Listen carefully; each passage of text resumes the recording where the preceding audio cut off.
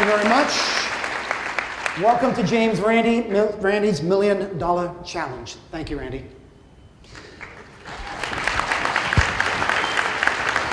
Now, I want to point out that we had two claimants, because last year we had a claimant that backed out at the very last minute. We had two claimants this year. One of them backed out at the very last minute. Luckily, we had a backup claimant for this. Now, I also want to point out something else, that we get all kinds of different claims. You tend to probably think that the majority of our claims happen to be just people who claim to have psychic phenomena. But sometimes we work with physical things like perpetual motion machines, certain specific fuel savers, maybe certain audio cables.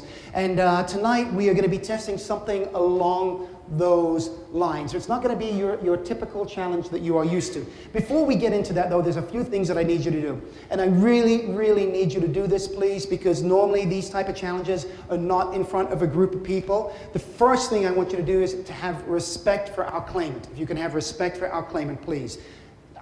Please, whatever you do, have respect for the claimant. That's really, really important to me. You know, keep your opinions to yourself right now.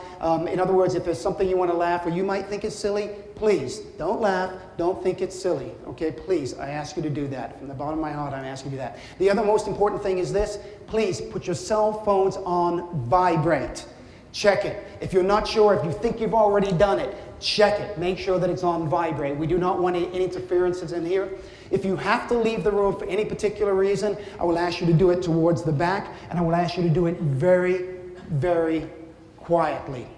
Our claimant is a gentleman by the name of Andrew Needles. Now, Chip, could you get Andrew to come in, please, if you wouldn't mind? I want to point out this is Chip Denman. Chip is going to be on stage.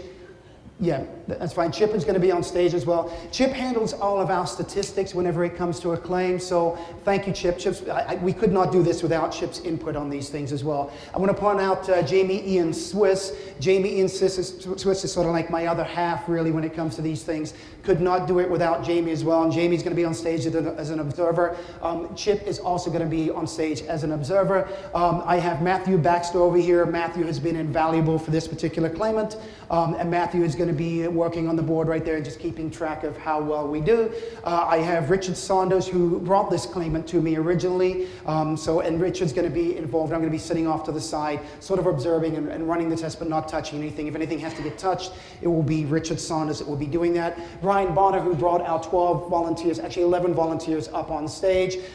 This claimant claims, and if you would read the first line for me, please. Andrew Needles' claim, in his own words, is as follows. I have created a form of microchip, which he calls the dynamic SR chip, that works with and enhances a person's natural energy field, resulting in significantly increased core strength and balance, and is easily demonstrated through the standard kinesiology balance test. He also states, it's a little further down. Yes, and he adds, this chip requires no external power source other than a person's own energy field, and it is also his belief that it, quote, emits no frequency other than its own natural capacitive resonance reactance, which is different for each person. Yeah, so basically this is one of the balance bracelets, and this is Andrew Needles, who's coming up on stage right now. If you'll bring him up, please.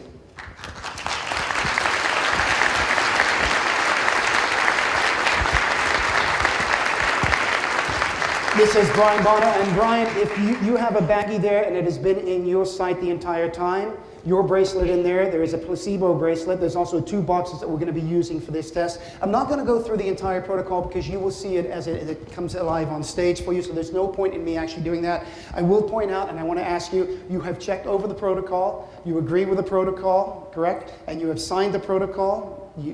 Absolutely. You can step up to the mic if you'd like to. This has not been out of your sight the entire time. You've been watching it. We've kept you in a room sort of sequestered over there. Yes? Yes? And Brian, you've watched him and he hasn't gone out of the room, hasn't been anywhere without you watching? Okay. All right, I appreciate that. I am now going to step off to the side because we always, Randy came up with this years ago, and I think it's very, very fair to all of our claimants.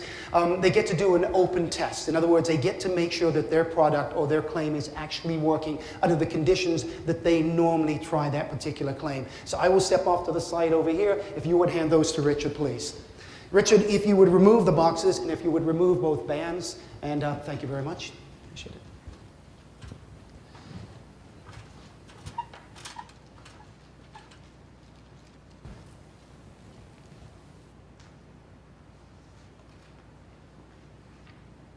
The darker band is the didactic band.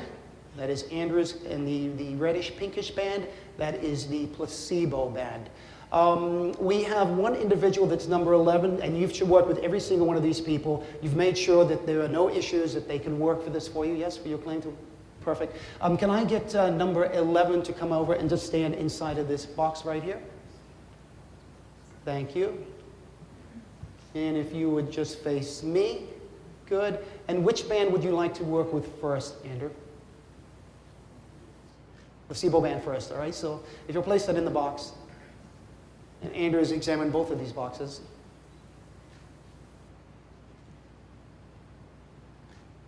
And in this case, you can actually take it over to the claimant, to the volunteer. And which hand do you want it in? He's going to turn around, of course, facing you in a second.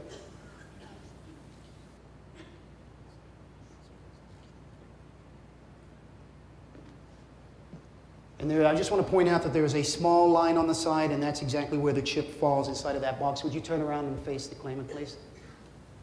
Thank you.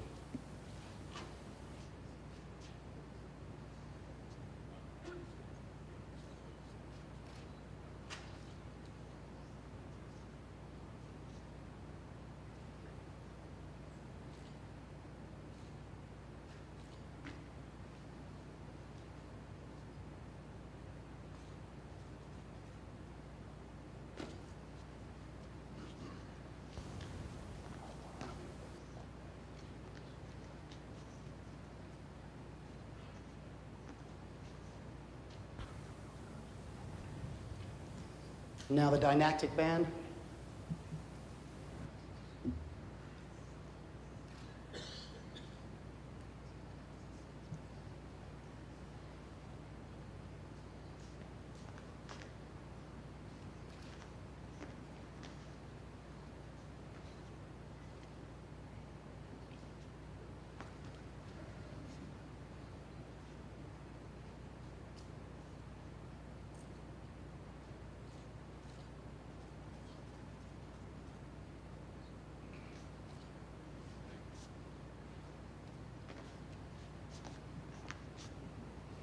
Are you satisfied that it's working? Yes.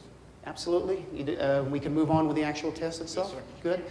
And you may be dismissed. You may go back to and have a seat and watch for the rest. Thank you very, very much for helping us. Appreciate it. Thank you.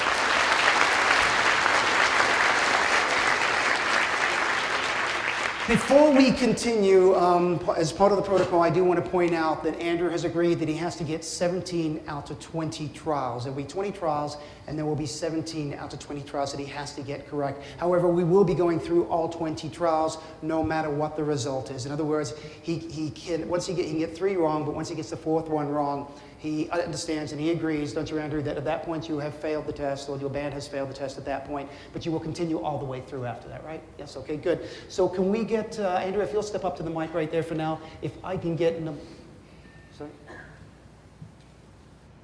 Yes. It is expected, just so that you know, that he will get 10 by chance, because each trial is a 50-50, as you will see. So what I would like you to do now, Richard, is I want you to take both bands out of the boxes, please.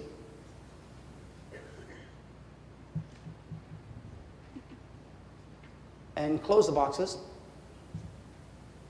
And what we need to do is randomize those boxes up. So I want you to place one on top of the other and place them inside of the bag. Good. And just give them a good mix. And if you'll take one box out, put it in front of A. And the other box out, place it in front of B. And would you place the didactic band in A, please? And then close the box. Make sure that the chip is against the line. Thank you. And place the placebo in B. Place one on top of the other in any order. Put them in the bag, give them a mix.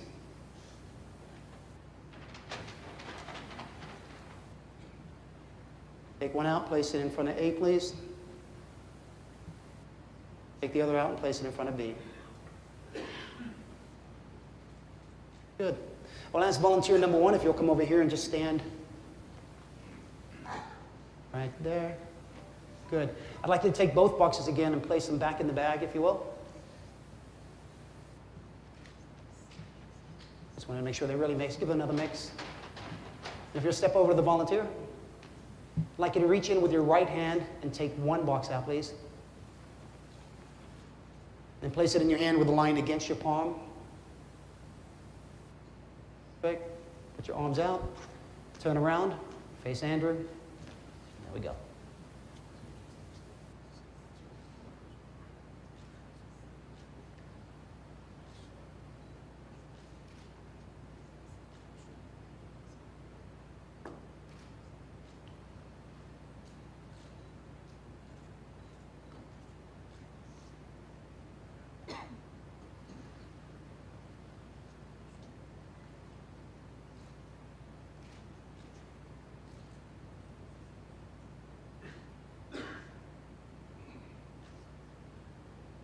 Good.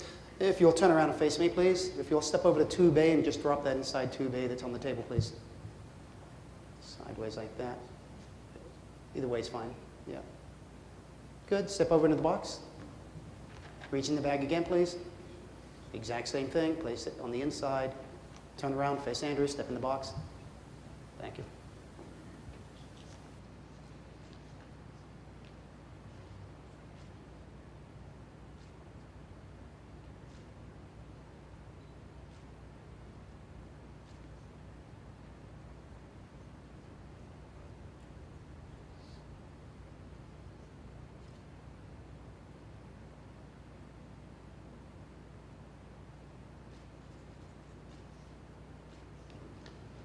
Place that in B. Andrew, are you satisfied at this point? You can try A one more time? Yep.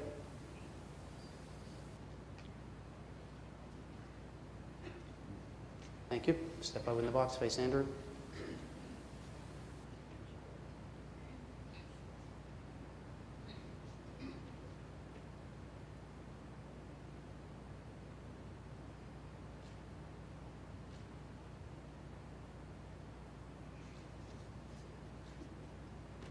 All right, place that, please, back in A. And you may have a seat. Thank you very much. Andrew, at this point, you're going to speak into the microphone. Once you've made your decision, it is final on this round. A was the last one that you did? Into the mic, please, Andrew. Into the mic? Oh, Yep. Box A. Box A. Box A is the target. If you'll remove the tubes, please. And would you open A?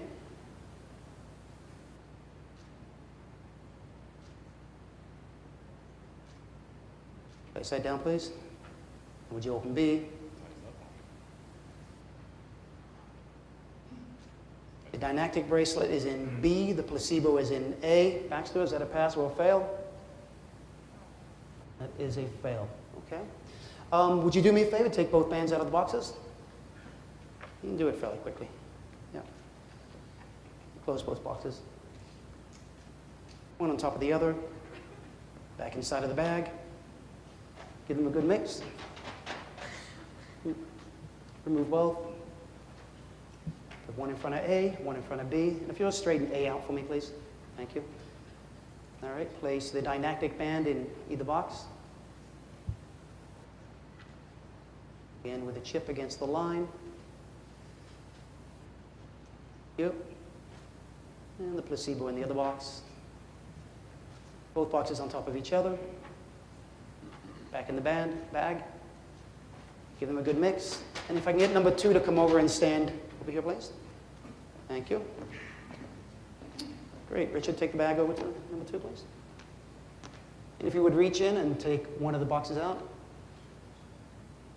Place it with the line in your palm. Turn around. Face Andrew, please. Andrew.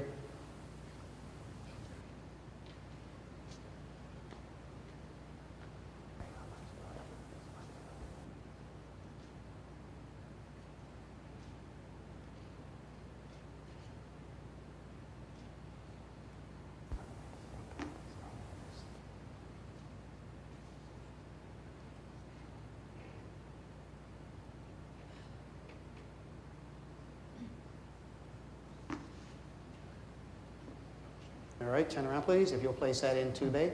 Thank you. And step over to the box. Reach back in the bag, take the remaining box. Again, line against the inside of the palm, and turn around, face Andrew.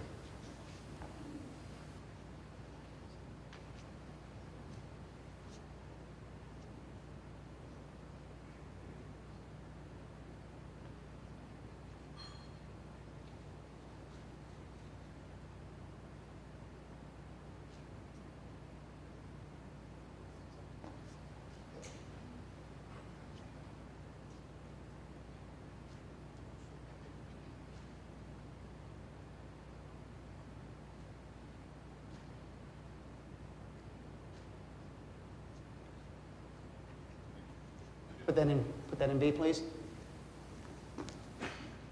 Thank you. Andrew, are you satisfied? No, I'm trying again. Which one? Repeat A. Repeat A and B. Okay, if you'll take A, please. Put it with a line against your palm. Step back over there. Thank you.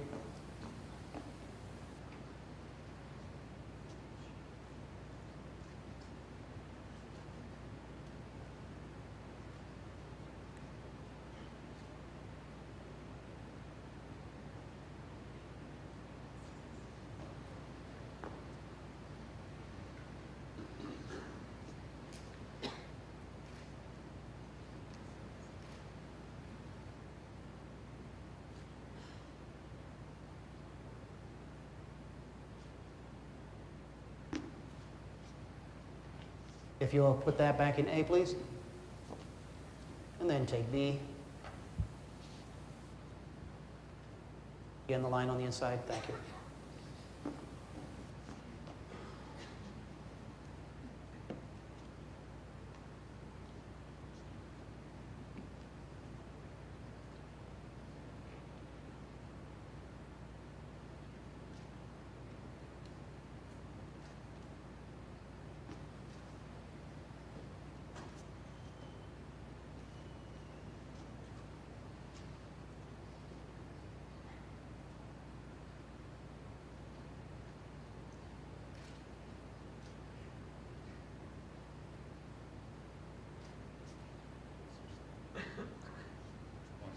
Wants to switch sides? Okay, do me a favor, just stand back by the mic for a second, please. If you'll turn around and face me.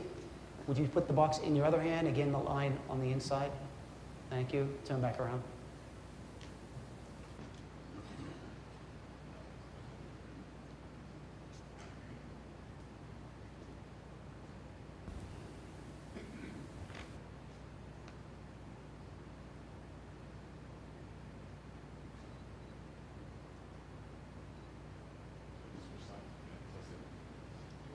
You switch sides or switch bands? All right, if you'll step back over here, please, and if you'll put that back in B, take A out in the same hand that you were just, yep. Make sure that's on the inside of the line. Thank you, and step back in the box.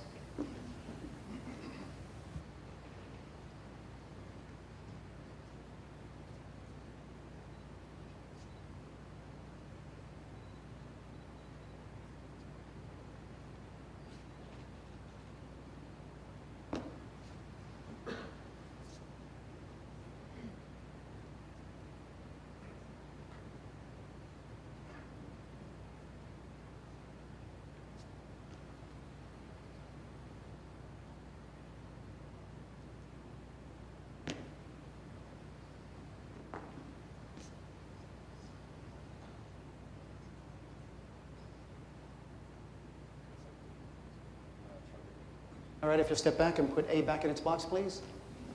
Take B back out.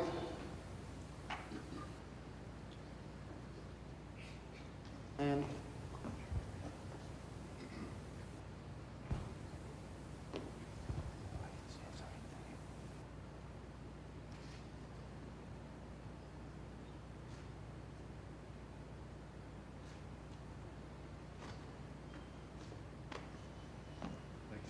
that's box B. Put it back in B, please. Andrew, are you ready? Yeah. All right, I'm going to ask the volunteer to step back and have a seat, if you will. And which one do you believe has the didactic bracelet? B. B. And Richard, if you would open up A, please.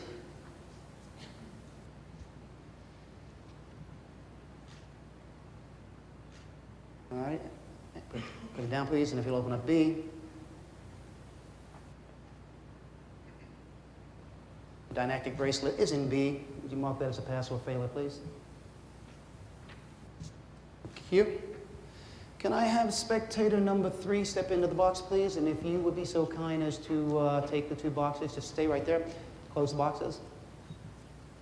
Place one on top of the other in the bag. Give them a good mix. Take them back out. Place one in front of A, one in front of B. And if you'll place the bracelets inside, please. Again, the chip against the line. Good, that's good. And the placebo bracelet in. Thank you. One on top of the other in the bag. Give them a good mix. And if I can get you to take your right hand, just reach inside. Take one of the boxes out. Take the line, put it on the inside of your palm. Good, turn around. Face Andrew. Thank you.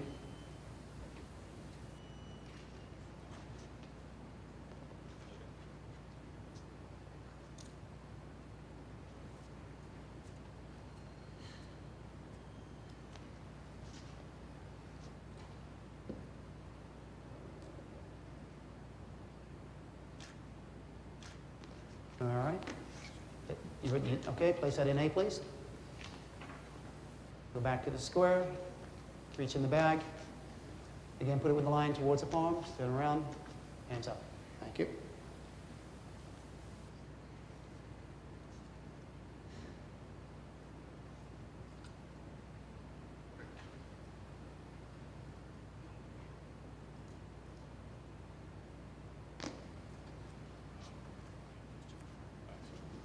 Put it in B, please. You need him to change bands again? Is that it? Just choice. Choice? Back to A. Oh, back to A. So if you'll take A back, please. Thank you.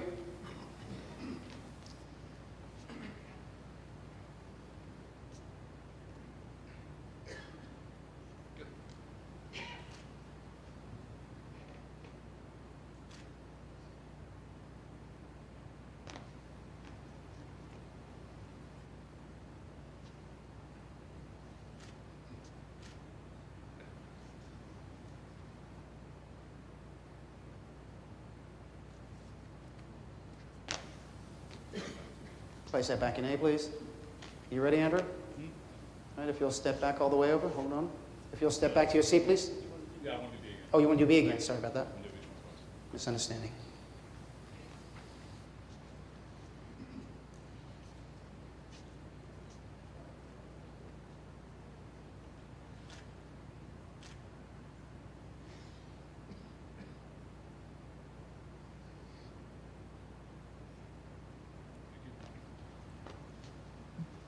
And Okay, B. back into B, please. Hold on, please.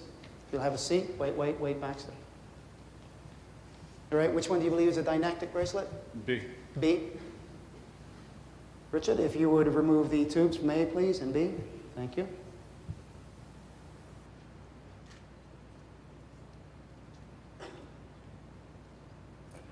Dynactic bracelet is in A.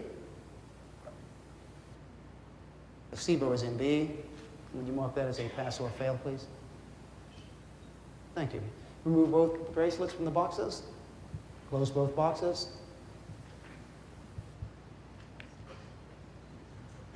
One on top of the other. Put them both in the bag. Remove both, please. One in front of A, one in front of B.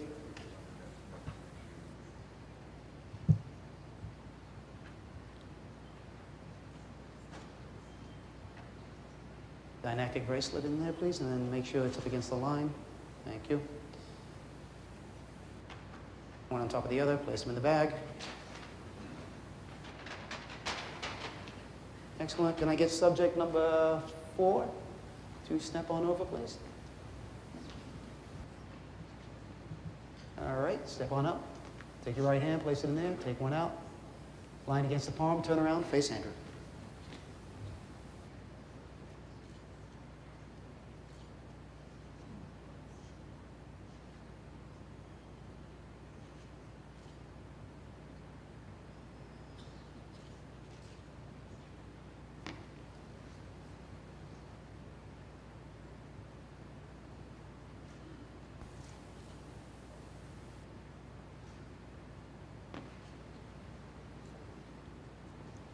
right, take that, put it in A, please. Thank you. And can I get you to straighten that out just a little bit so it faces you? Thank you. All right, and if you'll step back over there, reach in. Against the palm. Turn around, please. Thank you.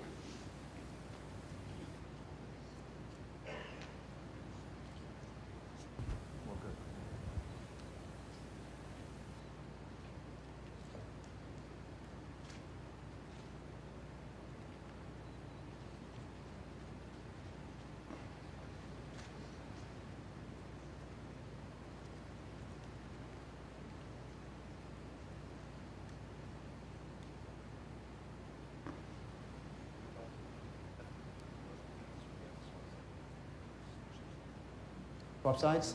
All right. You.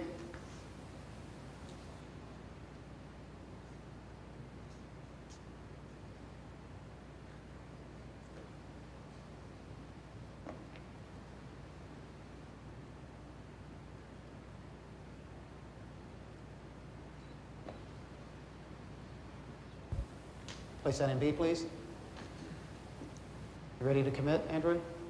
Not yet? You want A? Opposite side?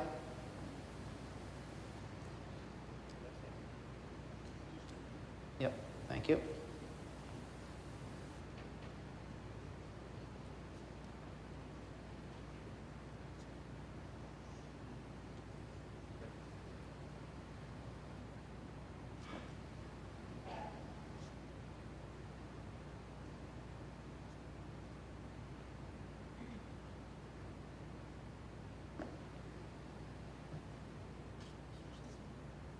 Switch sides? Switch sides, please.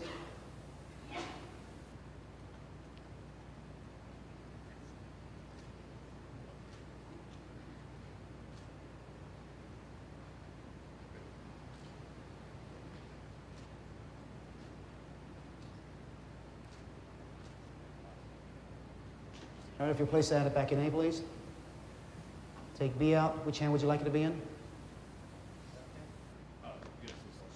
Put it with the line against your palm, please. Thank you.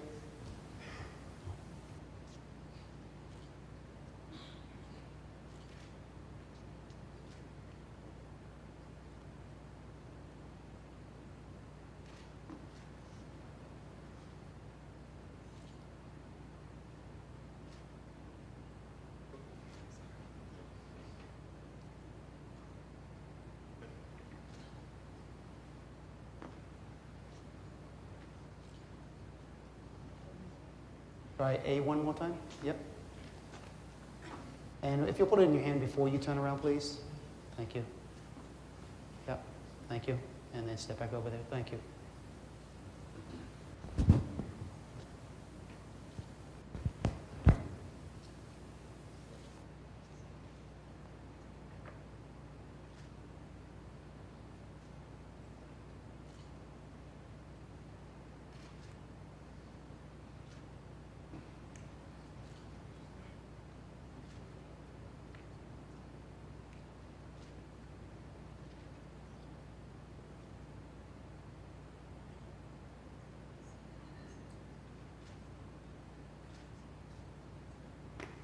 All right, if you'll put that back in there, A, please.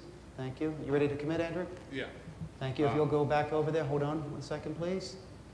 So which one do you believe is a dynactic bracelet? A. You believe it's A?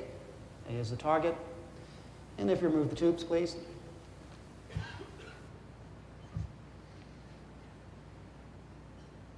All right. Is it down? Thank you. And B. The dynactic bracelet is in A. Would you mark that as a pass or failure, please? Thank you. Remove the bands from the boxes. Close both boxes. One on top of the other. Place them in the bag. Randomize them, please. Remove both. Place one in front of A, one in front of B. And place the bracelets in the boxes, please, making sure that the chip does go against the line. One on top of the other. Back in the bag. Randomize them again, please.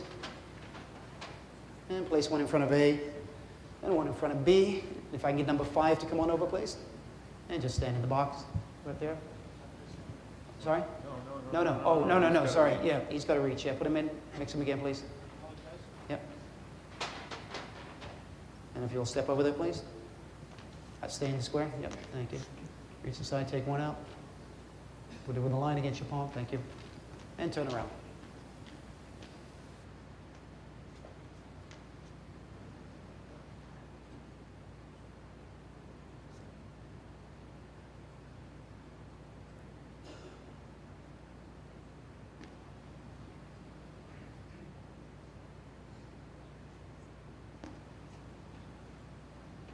All right, if you'll put that back in A, please.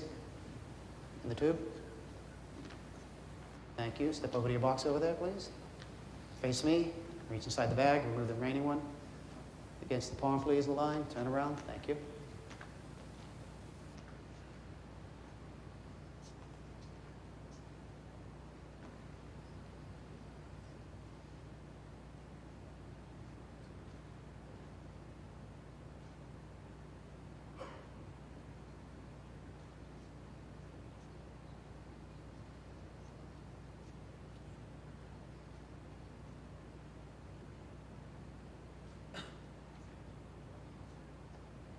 All right, if you place that in B, please.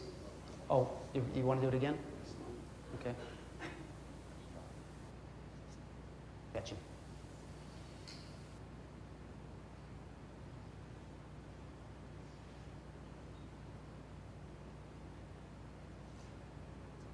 Place that in B, please. Take A, same hand. Palm. Step back over.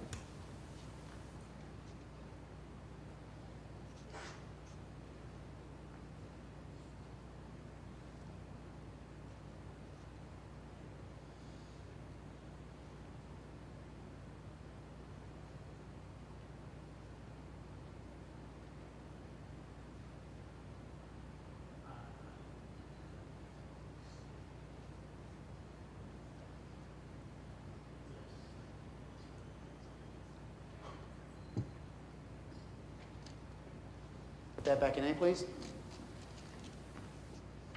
And if you'll take B, place against your palm, and step back over there, please.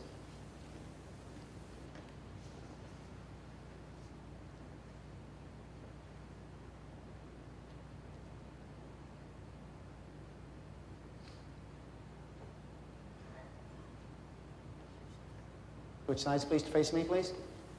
Put it in the other hand, against the palm, turn back around. Thank you.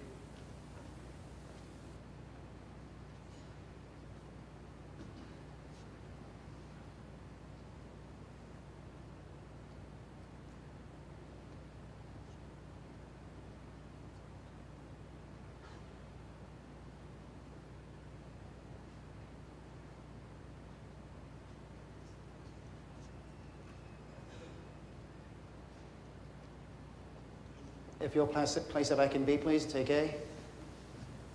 And as you're facing this way, please put it against your palm. Step back over there, thank you.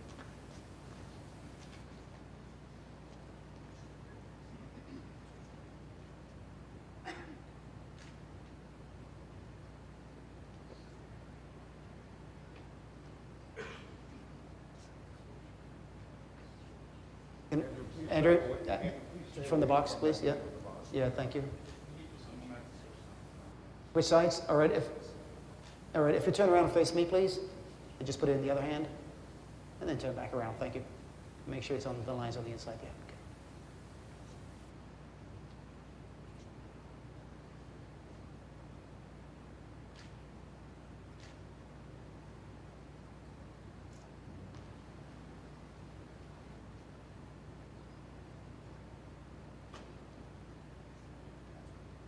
Put it back in A, please, and then take B. Same hand, Andrew? Yes. Same hander. Make sure the line goes against the palm. Thank you. Step back over there. Thanks.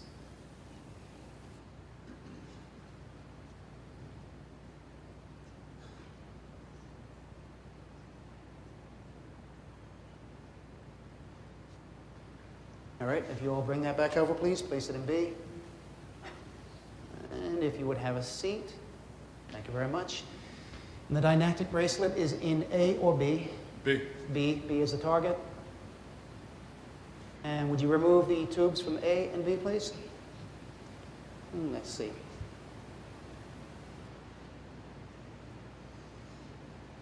All right. Placebo is in A. Didactic is in B. Mark if that's a pass or a fail, please. Thank you very much. Remove both bands. Close both boxes. One on top of the other when you're done, please. And then in the bag, you just randomize the boxes up. One in front of A, one in front of B. And place the bands in the respective boxes. Dip in the correct place.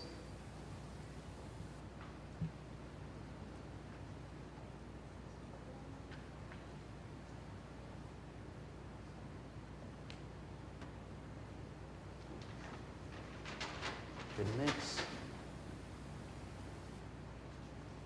And I would like number 6, if you would, please. Step on. Okay, step back, please. If you'll take them both out. One of the boxes is not closed properly. Thank you.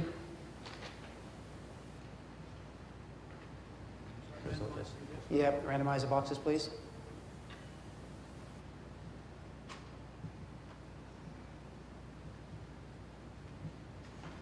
Mix. Take them both out.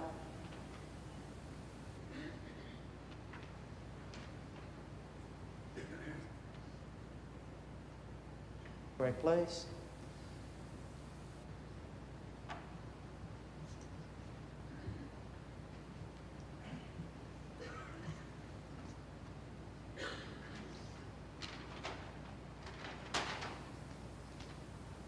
Number 6, if you'll step to the square, please. And I'd like you to reach in the bag. Take out one box. Line against the palm. Turn around, face Andrew, please.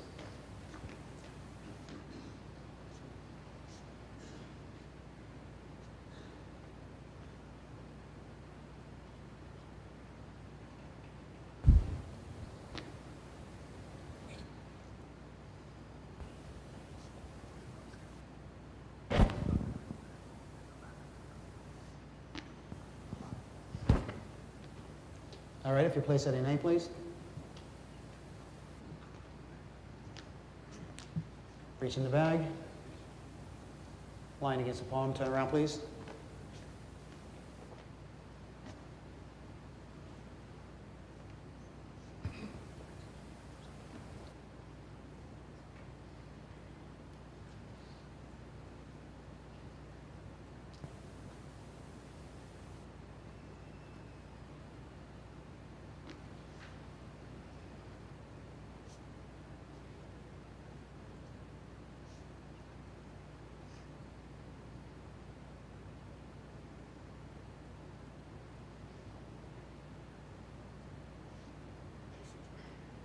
If you'll put that back in B, please.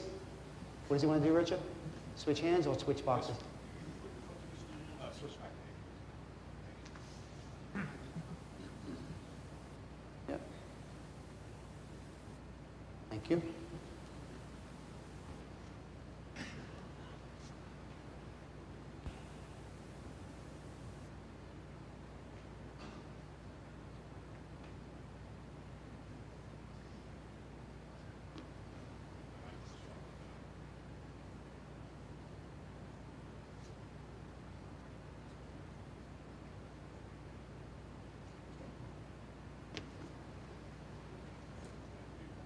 If you'll put that back in A, please, take out B.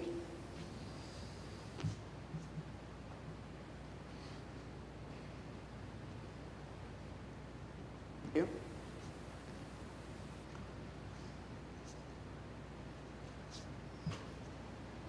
What do you need? What are you doing, Andrew? What do you need? One side of the line. What line is it? I can't see. Yep. On the inside, yep. Yeah, we look from this end, and Richard's looking at the same time too. Yeah, we're double checking.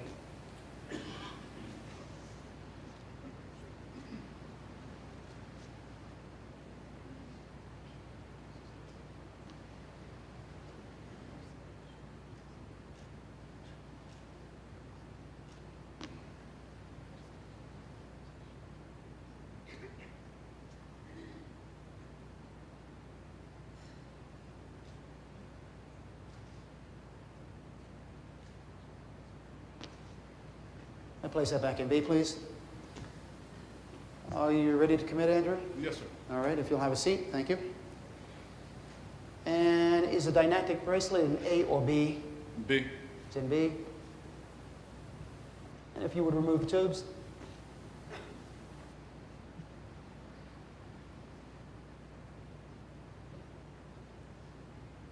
Dynactic bracelet is in A.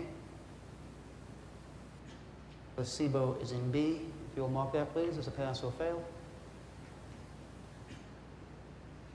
Thank you. Close both boxes. One on top of the other. And just randomize them, please. Thank you. One in front of A, one in front of B.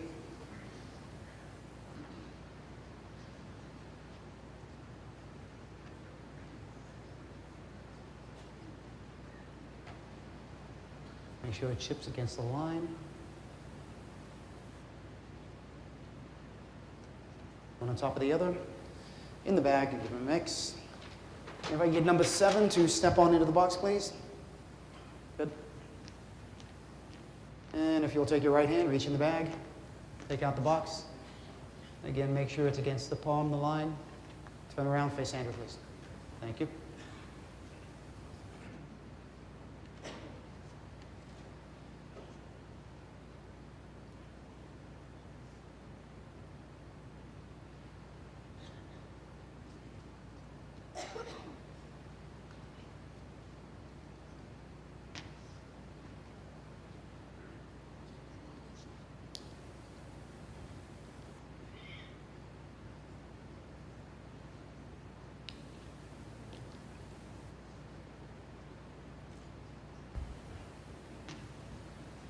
Place that in A, please.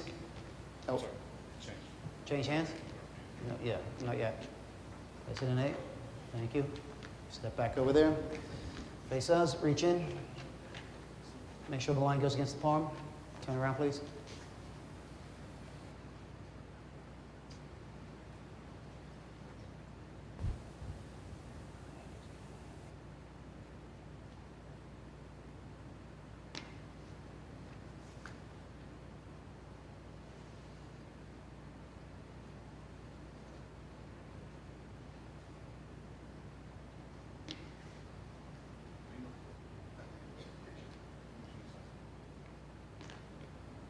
Place it in B, please. Wait, are we switching hands or switching hands? Do me a favor. Yep, switch hands. Make sure the line goes against the palm, please. Yep, and if you'll turn around. Thank you.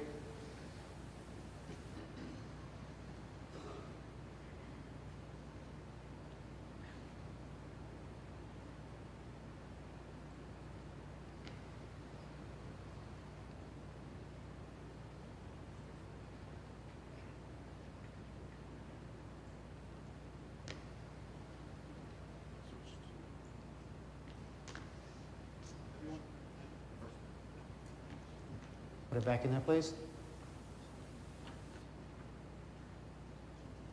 Same hand, yep. Got it? Got it. If you'll turn around, face Andrew, please.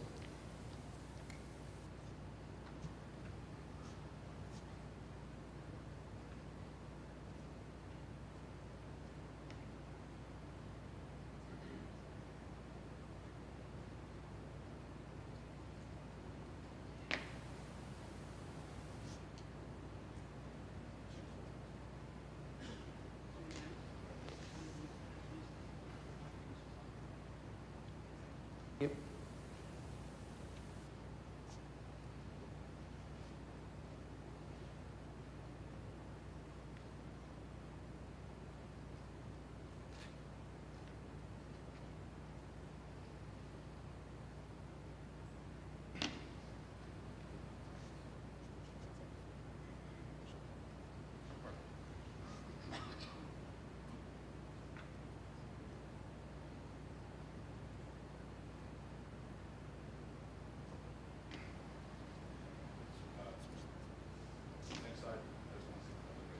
Which hands? The other bracelet, if you'll put that back in its respective tube, please.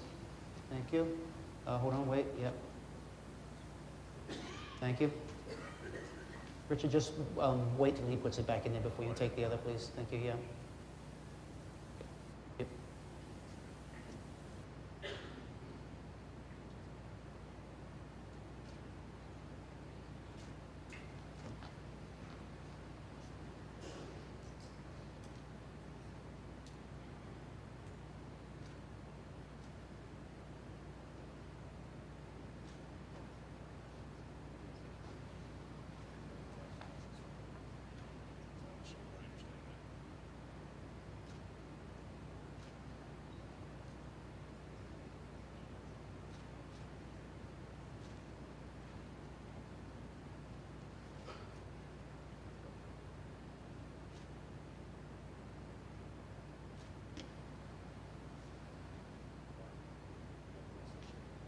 All right, if you'll put that back in its tube, please. Thank you.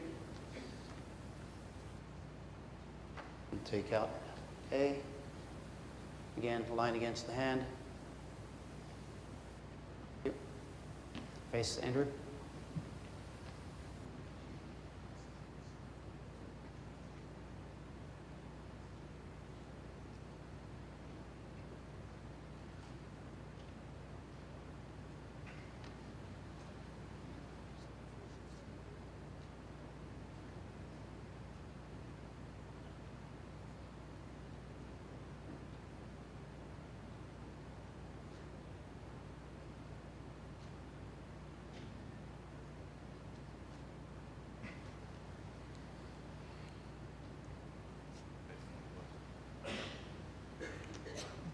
President, you ready to commit, Andrew?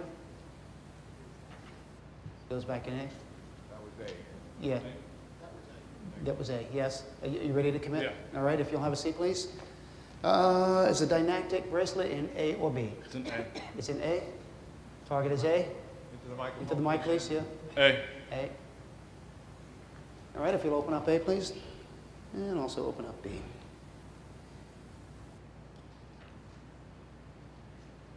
Placebo is in A. And the didactic bracelet is in B.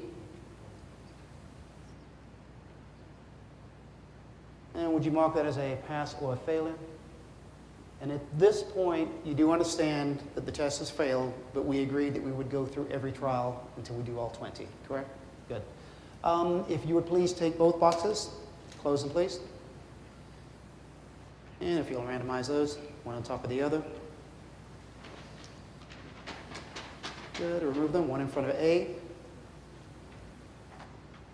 one in front of B.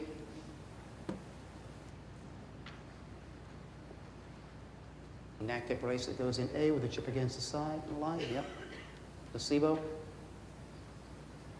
And can I get number 8 to come stand in the box, please? If you would. Place them both in the bag. Give the bag a good mix. Yep. Take your right hand, please. Reach in, take out a box. Line against the palm. Turn around, face Andrew, please.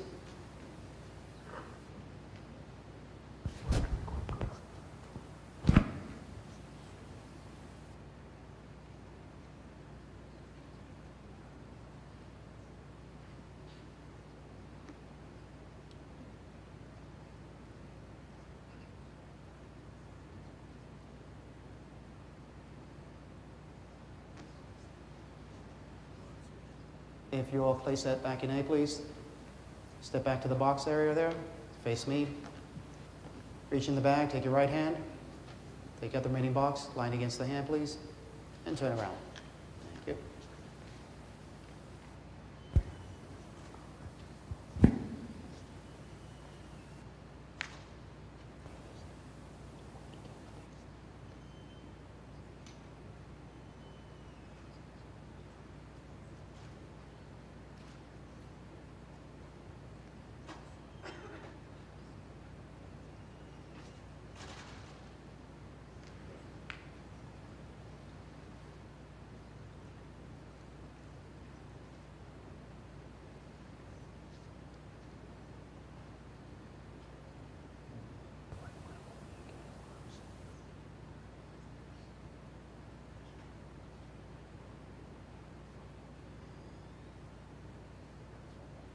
Or if you put that in B, please. And he wants you to swap out and take A again, please. Same hand. Yep. Mark against the palm, thank you. Step back over there. If you face Andrew.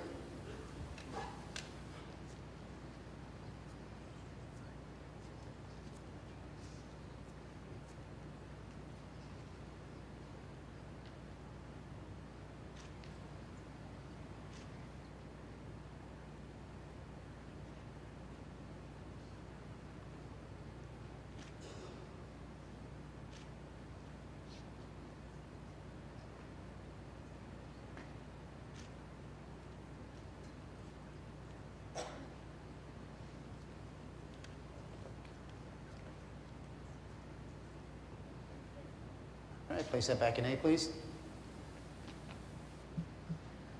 You want it? Step back, face Andrew, please.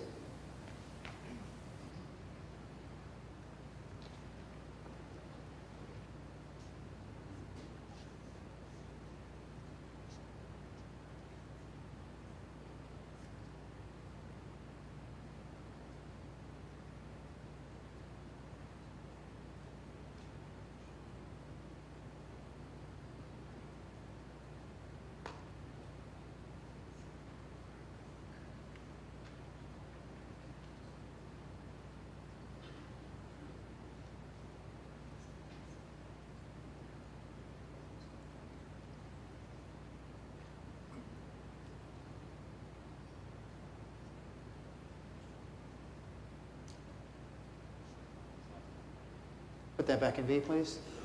What does he want to do, Richard? Try A again. Same hand? Yep.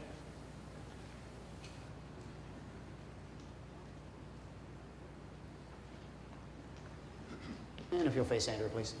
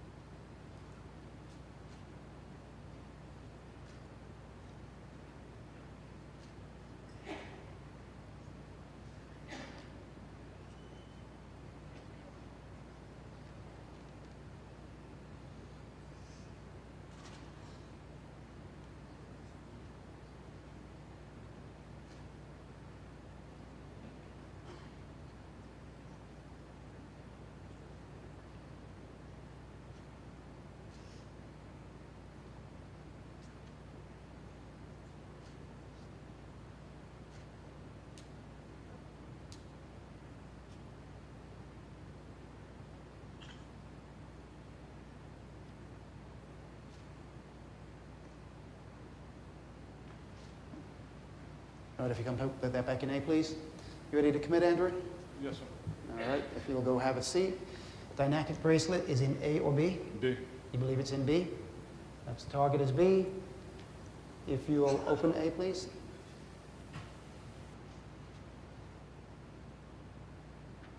And if you would open B as well, please.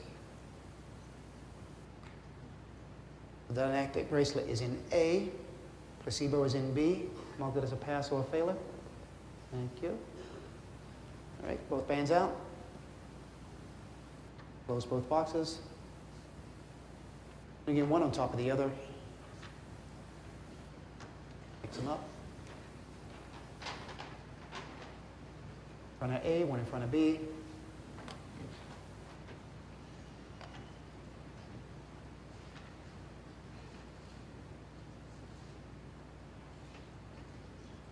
And again, please place the band with the chip against the line. Thank you.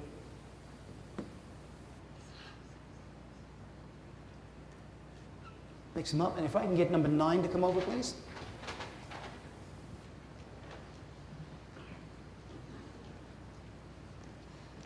Step back in the box, please. Thank you.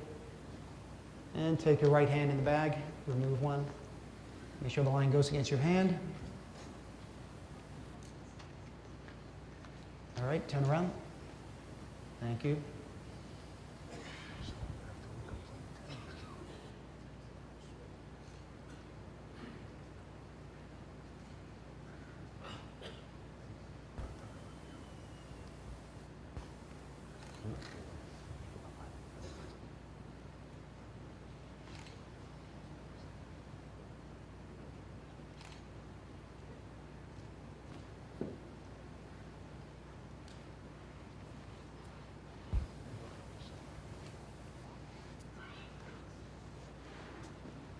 You'll place that in A, please. Get back in the square, face me. Line against the hand. Thank you, turn around.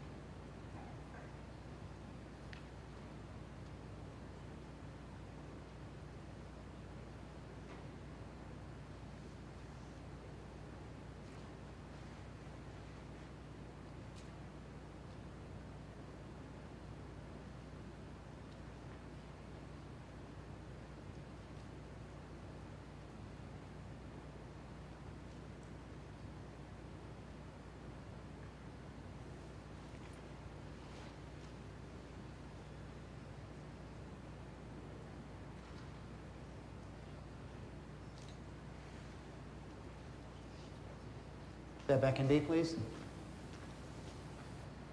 Switch hands or switch boxes? There's boxes. Again, place it with the line on the inside. Thank you. And if you'll step back over there, thank you, and face Andrew.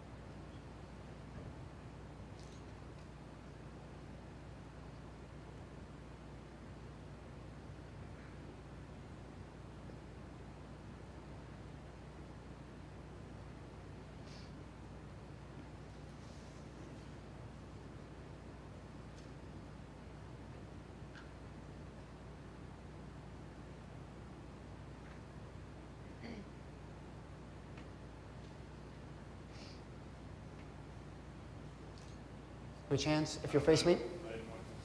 Oh, okay.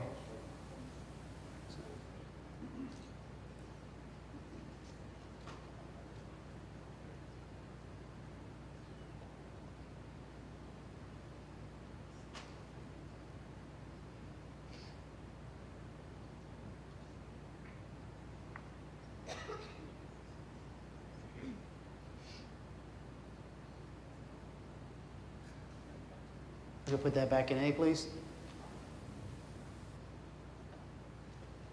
And B, thank you. Line against the palm, thank you.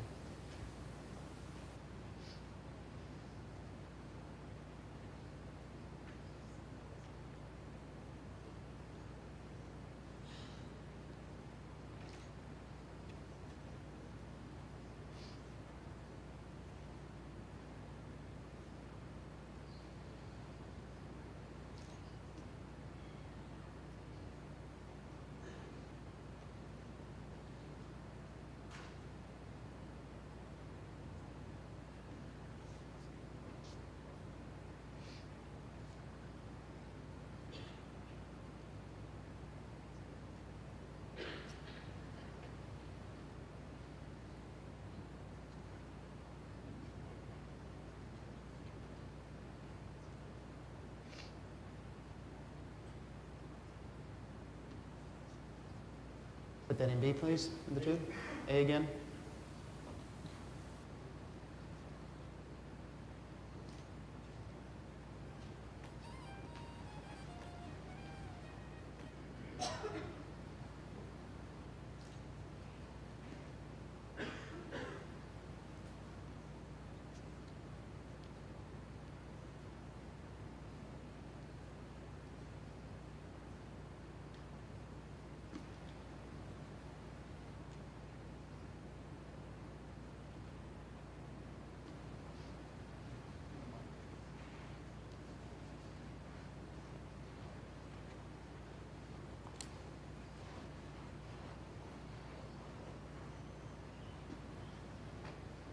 Place that in A, please. You ready to commit, Andrew? Yeah. Thank you. If you'll have a seat. The dynactic bracelet is in A or B? B. You believe it's in B? Said B, Andrew? It's Correct, in B. B. All right, if you'll open A, please.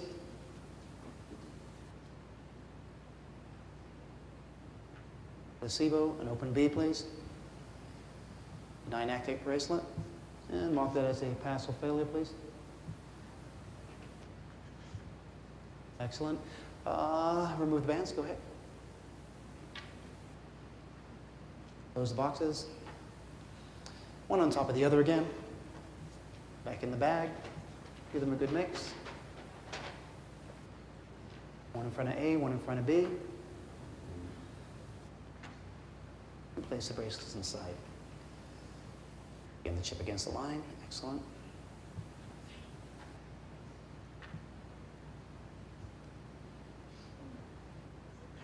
One on top of the other in the bag. And can I get number 10 to come over, please? And if you would stand in the box. Good. And I am going to need you to reach in the bag with your right hand and remove one of the boxes. In the line against your palm. Turn around, please. Thank you.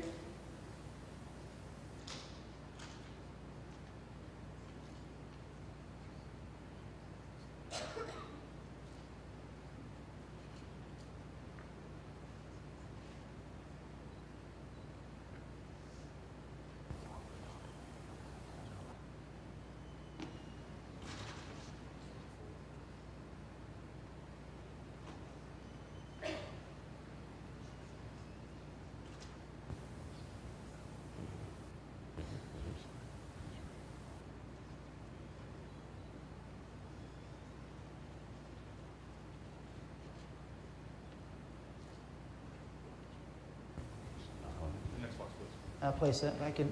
Place it in A, please. Thank you. And go back to the box. Face me. Reach in with your right hand. Line against the hand. Turn around. Face Andrew, please. Thank you.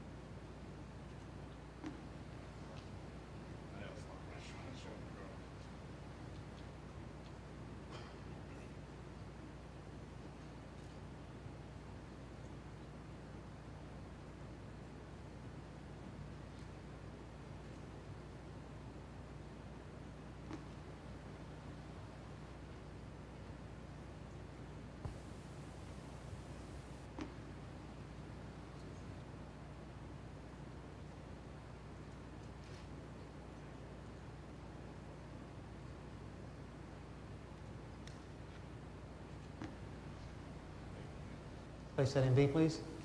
Thank you.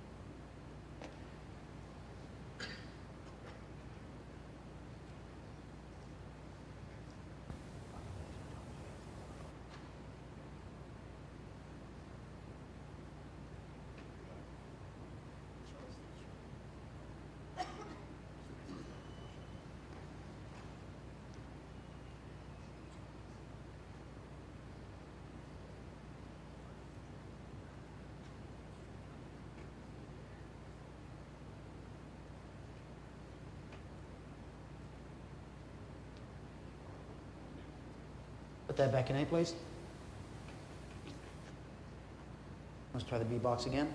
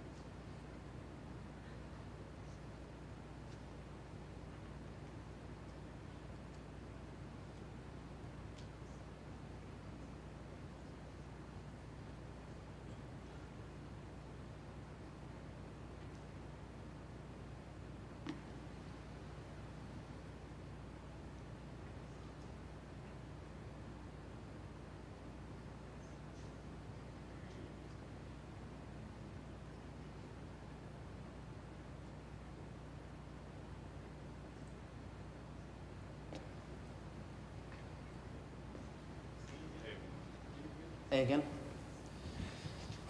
Again, make sure the line goes against your palm, please.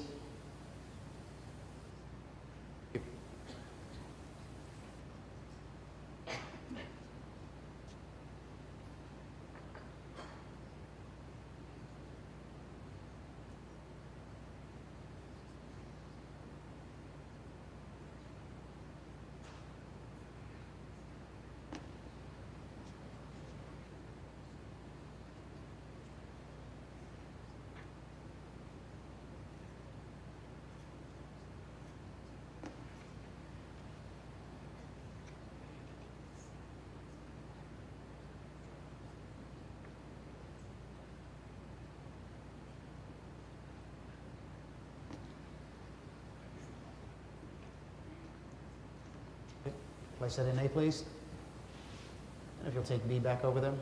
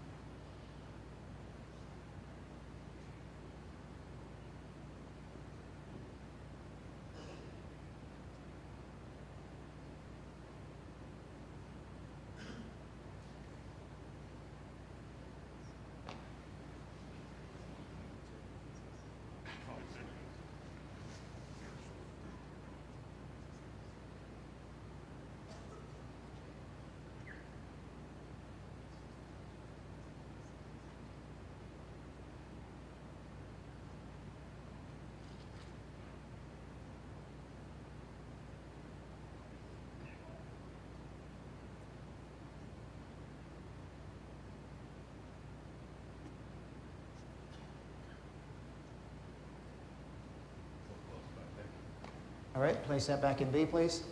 Ready to commit, Andrew? Yeah. All right, if you'll have a seat. And the dynamic bracelet is in? B. It's in B. B is the target. You would open A, please. And also open B.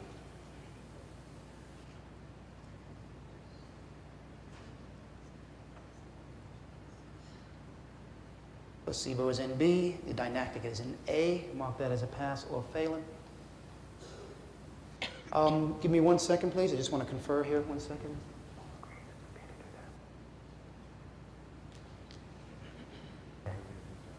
All right. Now you've agreed to protocol of going through all 20.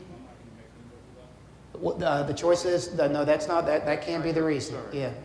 That's not your concern. Your concern is whether you want to continue or whether you would like to stop at this point. Give you the option at your option to stop. No, it's entirely up to you.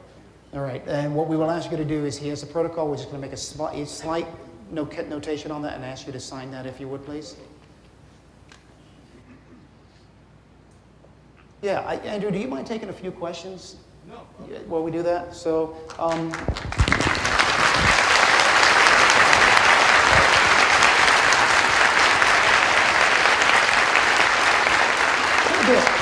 if you mind. No, I did not. Not yet. I can't. Oh, Brian, are you here? Brian, are you here? If you'll come up, please, real quick. And I'm going to ask Chip. Do you mind? I hate doing this to you. Sure. But do you mind, like anybody that has a question, taking that to themselves? First of all, I want to thank you very much. I really do. Thank you very, very much for being up here. It's not easy. I guess we'll take a few questions for a few people, but I guess what I'm going to ask you is, what do you think happened? If you don't mind, just step over to your mic. You can remove the mic from me. You know, There there's a few things. It's never easy, obviously, blind, when you've got, we obviously don't know as far, you got the placebo effect, obviously, but it's also difficult because you have a lot of pressure that's being put onto somebody. So when, especially going back and forth and whatnot,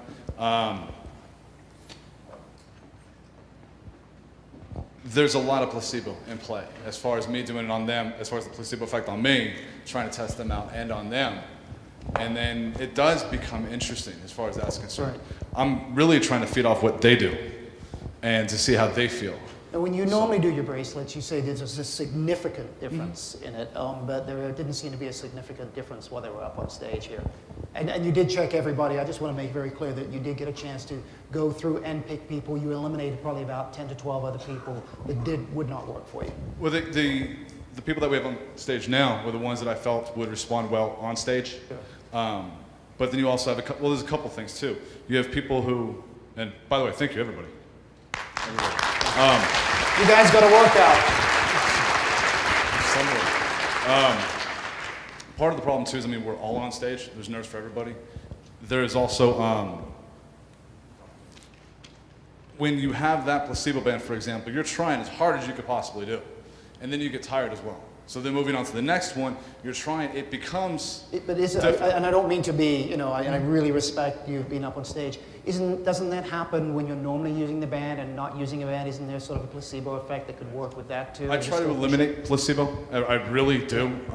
But with respect to this, for example, when I do the booths and I do the demos and stuff like that, it's always, and as you've all seen, it's with, without, with, any order you like. And but there's a knowing that this is either supposed to work or it's not. Whether you believe in it or not, you have one choice that this is it, right here. Trying to play the guessing game is very difficult as far as all the bands are concerned.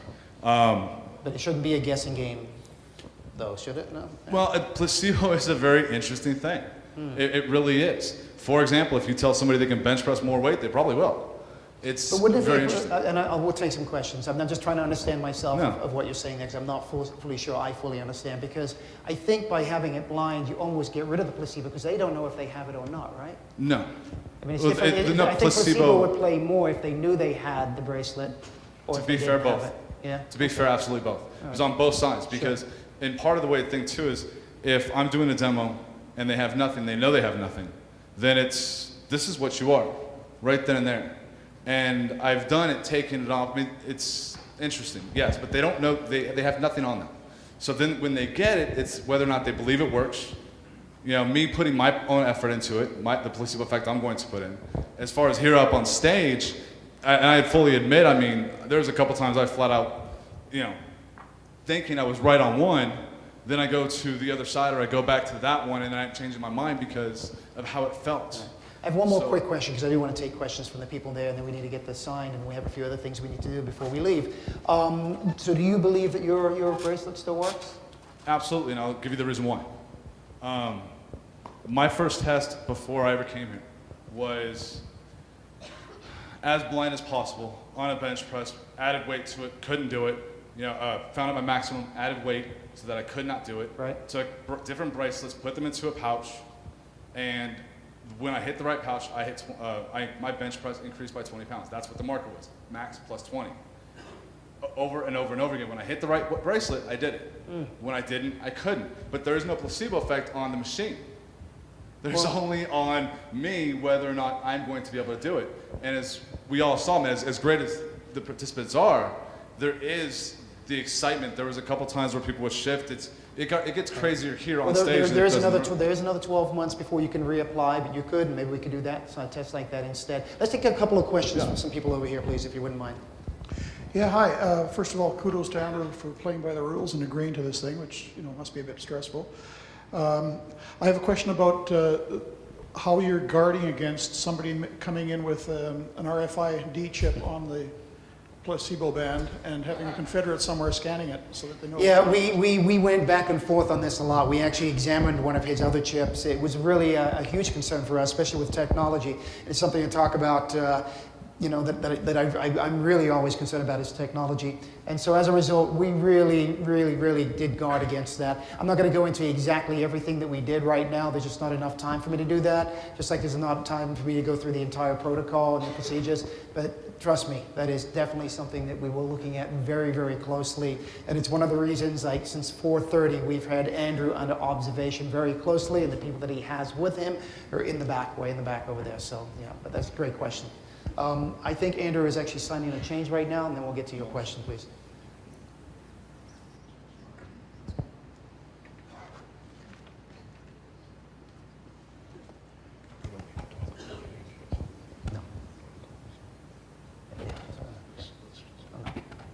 Yes. You talk on your website about how the Schumann resonance is what the bracelet affects. Without giving away any trade secrets, does your chip somehow take the Schumann resonance and magnify it physically, or does the circuitry somehow emulate it? That's where it's inaccurate, sorry. I've actually got 3 products, 2 that are on the site. The pendant actually emits Schumann resonance. And that's what you're referring to. The chip that's in the bracelet is completely passive. So it's not emitting anything. Is there any special manufacturing process that goes into the chip, or is the effect basically through the circuitry itself, or is it a physically different chip than a standard watch chip? Yes, very much. No, I'm not going to tell you, and completely different. Thank you very much for coming. Thank you. Next question, please. I have a two-parter for you. I'm really curious as I watch you do all this. Why aren't you wearing your band? They won't let me. No. They wouldn't let him? Okay. And secondly, do you have someone who's performed the test on you? Would have you, like, you know? I would love. You want the answer on that one? I'd love to do the test on you. I love it. Check this out. You want the absolute truth? This is the truth, and I love it. Yeah. I've been every time I go to the mall or the outlet stores, and there's always somebody selling a band. Yeah. Every single person said the same thing. I have great balance because of what I have on, but before they knew I had it on. So yeah, I've had many people do the demo on me. And when you have other people do the demo on you, do you find a 50-50 response, or do you? Here's the thing, and this is the absolute truth. The chip that's in it is not going to work for everybody. I'm sorry? It doesn't work for everybody, but it will work for the majority of people that I find. Now, And you know that it works for you? Say again? You know that it does work for you? Yes. Oh. But as far as what you're asking, as far as that 50-50 response, that's a 50-50 response based on me, everything I bring to the table, everything they bring to the table at 7:30 at night. It is difficult. I admit that wholeheartedly. But I still came up on stage to do it. But at the end of the day, still, try it out. Don't let me be the one to tell you, try it out. Well, what I would we can later. What I'd like to say is, if you're hanging around maybe after or something, I'd like you to put a band on, and I'd like to test it myself and play your role with you if you're interested. Yeah. Thank you. I'm going to take just the next 3 questions, if you don't mind. I'm sorry because I think you just walked up. So yep. So let's. Yep. Thank you. I'm just curious if you have any what special schooling or classes you would take to learn about the Schumann effect and all these other things that you're claiming about your band. The first part of it is I did what I would want anyone to do on their own. Pick up a book and read. And I mean that wholeheartedly. The number of books I've read are phenomenal with respect to that. The research articles that have been written by whether it be NASA or different universities that have gone through, that's kind of what I went with. And then the studies that I've done using EEG, pulse oximeter, and heart rate, those are all things that I used on top of that. So as far as background and schooling, nothing on this. But there again, pick up a book, read, learn, do all those things. And did I answer the whole thing? Yeah. Okay. Thank you. Hi, Andrew. I've seen the applied kinesiology test done on many other types of products, and the one glaring thing that I always see is the product is always put on the person second. And that, you know, from testing we've done with the Independent Investigations Group in Los Angeles, we've seen that sort of increases your odds to pass if you're the second one. So my question is, have you ever tested it routinely with your product going first and then taking it off and testing second without the product on? Absolutely. And I definitely agree with you. I'm not a fan of the way people use, or rather abuse, applied kinesiology. The statement of muscle testing, I'm a huge fan of. Bench press, squat, whatever it is. Mm-hmm. As much as I could possibly do, trying to be perfect as I can, but there again, with as many problems as this has, as many placebo effects as there are, as many as the fact that I go back through A, B, go back to A, it becomes difficult. Let alone I get tired and I'm not perfect.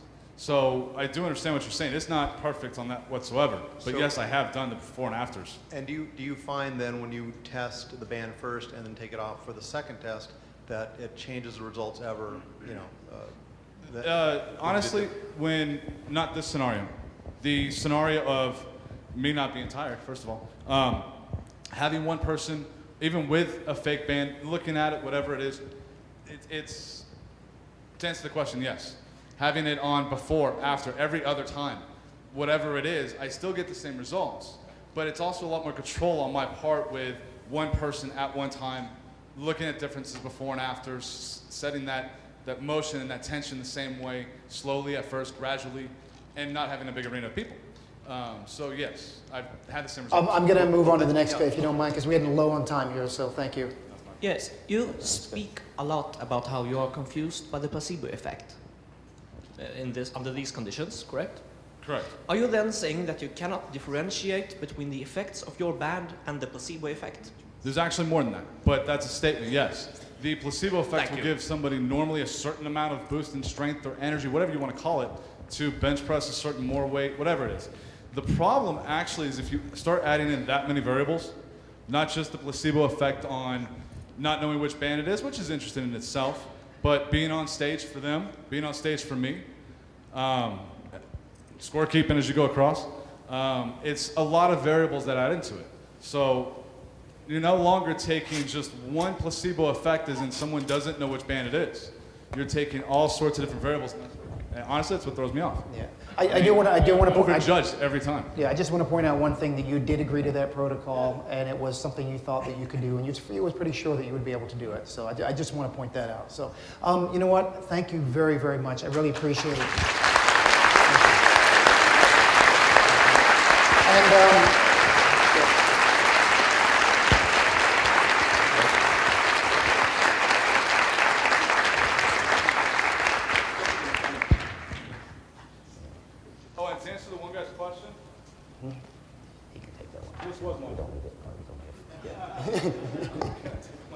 You can't take it. No, you can take it now. Yeah. Had you passed, part of the protocol was that we would actually keep the band ourselves, but you can take it with you. Yeah. All right. Thank you. And again, just that way, I want to thank Baxter and I want to thank Brian as well. Thank you both very, very much. Richard, thank you very much. And Chip, thank you very, very much. And you guys can go have a seat because we got something we're going to do real quick if you don't mind. So yep. Thank you very much. And you may walk out that way with them if you wouldn't mind. So thank you. And thank you very much to our subjects. I'm going to get rid of them. I want to give them attention. We could not have done this. Oh.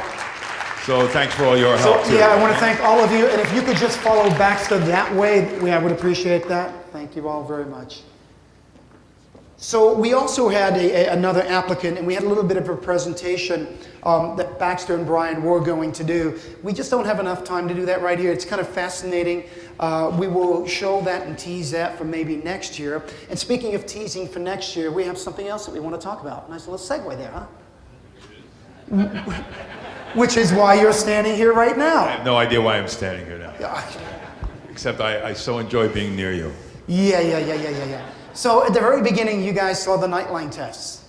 That. Now, do you know where we're going? Do you know where we're going now? All right, good. I'll let you go. Since now you know. Is this on? Well, we showed you the Nightline story for those of you who may have missed it or would like to see a refresher. Actually, that Nightline did a couple of segments we were involved with. The second segment we were directly involved with that Banachek was in was about, what was the other segment actually that wasn't the test, but that was... there was a segment where they interviewed me about talking to the dead and other psychic phenomena and things like that. Right, they also talked about the TV show, The Kid Psychics. And, the Kid Psychics, The focus on that was what was that? Do you know where you're going with this? No, because I'm trying to just remind what the other segment was. Anyway, there were two segments about the JREF in the Nightline special, plus another segment about Van Prague that was pretty devastating. In this particular segment that you saw about the $1 Million Challenge, we did something that we've talked about for a long time but hadn't done before, and that's the interesting distinction that we just want to show to you, which is that in general, in the tradition of the $1 Million Challenge, claimants come to us and based entirely on their individual claim, we design a test, a challenge that both sides can agree to is fair. That's exactly what you saw happen tonight. A perfect example. We didn't put anything in front of him that he had to do randomly that was our choice or our idea. We said, what's your claim? And we designed a protocol that everybody agreed to. But in order to provide a different kind of flexibility, when Nightline came to us and wanted to do a test on camera for the $1 million, it was not a preliminary test like this, but actually for the $1 million on the line, we in the subcommittee, including Chip and Banachek and myself, we designed a series of off-the-shelf tests that seemed to be sort of compatible with the average psychics or mediums, storefront psychic, whatever, claimed abilities, so that instead of them coming and us having to design a specific customized protocol, we could say, well, look, what's your ability? Is it astrology? Is it palm reading? Is it mediumship? Is it tarot card reading? Is it clairvoyance? Which was a really nice one that we didn't get to use. We have these tests ready and waiting. Here's how it would work. You look it over. Do you think this is a fair measure of your ability? And then we take the test for a one-shot Let me for the actual stop million. you right there real quick, because that's an important thing. In the past, you know, we've always been a little bit afraid of the fact that psychics can always come back and say, well, that's not what I normally do, which is quite often what they say. Even after they've said they can do that, and Right. that is what they normally do. They say, that's not what I normally do. So we've missed many, many opportunities to actually do TV shows because it takes a long time to put that protocol together. And TV always wants that. Can you test for the million on the camera, make it easy, et So cetera, we et cetera. put these off-the-shelf tests together, but we made sure that we had some very specific questions that we asked them ahead of time. Right, and each time we asked, before they submitted to the test, we asked, and they didn't show this on camera, but we asked, do you think this is a fair test of your ability? Yes. Do you think, how confident are you? Are you confident you could pass this? How confident do you think you are? And invariably everyone would say, very confident, I can pass this. And if there was any hesitation, as a matter of fact, Banachek would then say, well, wait, if you're not confident or if you don't think it's a fair test, no reason for you to take the test, why would you take the test? We'll work with you and work on a protocol. A different Exactly, test and at a later so date. we ended up with this off-the-shelf set of tests that we designed for these various things, and then Nightline advertised to local psychics in New York City. Now, they were going to circulate these flyers to storefront psychics in Manhattan. About, I forget how many they counted, more than 40. And in our lead-up discussions, we all said, they're not going to get anybody. There's no way that people running storefront psychics running storefront operations are going to show up. The majority of those people don't even want the, they don't want the us kind of people. They don't want the skeptics to know attention. they They don't, exist. right, and Or they're there law for enforcement. a different kind of game. They're there to try and get people's life fortunes and so on. So, but what happened was one of those psychics passed the flyer along to a local New Age store. Well, this is interesting because now there's this sort of other class of psychics and mediums and so forth who work within that New Age community, and they tend to be believers, or as in the long-time jargon goes, shut-eyes, right? People who are sincere.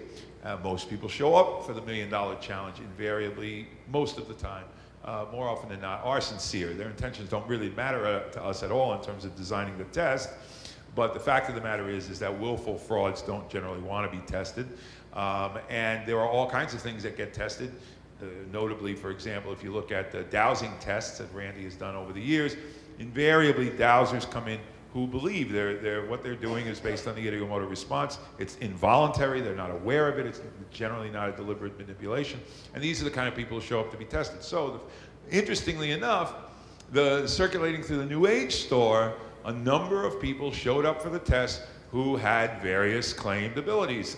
And we ended up testing a tarot reader, a palm reader, and several who claimed mediumship. I think it was like 5 people we tested, if I'm not mistaken. It was the people you saw standing there, even though they said there was only 3. Right, and now the mediumship was a real question because that is one of the most common things in that New Age community that people claim, that people do. They're in touch with mediums, it's talk to the dead, and it's not, these are not the superstars like you see on TV who may or may not be deliberately engaging in some kind of deception, but these are people who often have some sincere ability of what they're doing. And so how do you test for that? So the test we designed is actually based on an old magic trick or a mentalist trick that's known as a living and dead test, which was, we presented them with envelopes, 12 envelopes, 11 of which had, or actually it was 10 envelopes and it was 12 trials, right? It was 12 so it was 10 envelopes, 9 of which had photographs of random living persons, and 1 envelope had a photograph of a dead person, you know, and a famous dead person, just kind of for fun. And we asked them. And it was always different. Each trial Yeah, was a we different had, dead person. right, It it wasn't was not always the same Elvis. set every time, so we had different dead people, different live people, etc. Lincoln, Elvis, you know, the people you want to talk to. And and then we asked, and I'll tell you, I have to tell you that we all have most of us in the committee have a background in magic. Chip Denman has a background in magic, DJ Grothy. So I remember when you and I brainstormed this test, and then I called Chip and said, okay, how about this? Here's the catalog we've got, but we have this idea to add this one. What do you think of this? And I described this, and Chip went, well, that sounds like a magic trick. And I said, it's only a magic trick when they get it right. So the fact of the matter is that the ones who came in and claimed mediumship, we described the test to them. Here's the idea. Do you think you could do this? Well, it's not for us to explain the mechanism. And they said yes, and they said, you know, they could commune with the spirit, and the spirit would tell them, and whether it was the spirit of the person in the envelope of the photo, or whether it was their spirit guide, or whatever that. They all said it was in the realm of their abilities. They all said they would do well. Right. So, and this is the bottom line. This is what we designed these tests, and fortunately, we had the support of a pretty skeptical producer. Unfortunately, he was not the only producer, but nevertheless, the thing was conceived by a genuinely skeptical producer, which when I first heard we had a skeptical producer, I was like, that's a paranormal claim, because believe me, really, seriously, it wasn't until I got to New York and actually talked to the guy, I went, okay, all right, now I believe it. So, so the point was that he understood what we had to go through, because the TV, it's like, okay, can we just do this once and then get the thing and then go. And no, we have many trials we have to do, and this is what it is, and it's our $1 million, not yours. He's like, can you hurry it up? Right. No. Yeah, exactly. Can we hurry this up? No. So anyway, but we had this very interesting afternoon of the tarot test, the palm reading test, and several mediums. Several mediums, yeah. And what they showed in the final result was not bad. I mean, as television goes for these kind of things, it's certainly the best coverage we've had about the $1 Million Challenge in quite some years. And there were some great moments, you know, and some good moments, and all overall, you know, reasonably fair, but with the understanding that, of course, we know that they're all going to alibi themselves afterwards, and that unfortunately, with the alibying, we don't get to see them, each and every one of them saying, this is a fair test of our ability, and yes, we're going to be successful. So so now they're all saying, oh, that's not a fair test, it's working with paper, and so on. And the thing about it is the tarot readers and the palm readers, they're alibying afterwards, which I don't think we saw much in the show, but they're all alibying, all had to do with, well, you know, but when I really do this, I'm working with a live subject and we're interacting, and it's like, well, yeah, and why should that make a difference if the tarot cards are telling you, right? If the lines in the hands are telling you, it's make a difference because they're getting all this feedback in a psychic reading, you know? Yeah. So. What Jamie is trying to say. What's your point? Very shortly, up on the website, we are going to stick a bunch of these off-the-shelf tests up there for psychics to take, and if they want to take them at TAM, they can. Well, that was your segue. That's exactly where we were going. Well, maybe if I was psychic, I would have known what the 20 hell minutes you were ago. talking about.